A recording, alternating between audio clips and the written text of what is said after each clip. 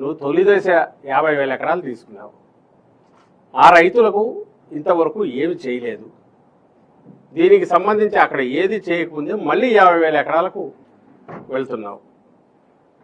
ఈ 50,000 ఎకరాలకు సంబంధించి నువ్వు రైతులకు ఇవ్వాల్సిన ప్లాట్లకు సంబంధించి ఇంతవరకు నువ్వు ఒక కనెక్టివిటీ లేదు, రోడ్లు లేవు, ప్లాట్ల రిజిస్ట్రేషన్ లేదు. ఇవి ఏకంగా ప్రాణాలు తీసుకునేంత వరకు, ప్రాణాలు పోయేంత వరకు కూడా దారి తీస్తున్న నేపథ్యంలో మళ్ళీ రెండో దానికి వెళ్తున్నావు. ఇక్కడ ప్లాట్లు ఎక్కడ ఇచ్చావంటే చెరువుల్లో ఇచ్చావని వస్తున్నాయి. ఇది తప్పు కాదా అనేది ఒకటి రైజ్ చేశారు. అది వాస్తవం కాదా, దానికి ఆన్సర్ ఇవ్వాలి కదా. ఇంతవరకు ఏమైనా నువ్వు ప్లాట్లు రిజిస్టర్ చేసావా, లేదా ప్లాట్లకు సంబంధించి ఎవడైనా కొనే రకంగా ఉందా, ఎవరైనా స్పెక్యులేటర్ దాంట్లో ఎంటర్ అయితే కావాలి, లేదా దాన్ని ఏమంటారు స్టాక్ మార్కెట్లో కదా ప్రైసెస్ బాగున్నాయని చెప్పడానికి వీళ్ళే ఇంటర్నల్గా 4-5 ప్లాట్లు తీసుకొని చేస్తే చేయాలి తప్ప ఎవరైనా కొనేట్టున్నారు. ఎందుకంటే దానికి దారులు లేవు, ఒక క్లియర్ కట్ ఇవి లేవు.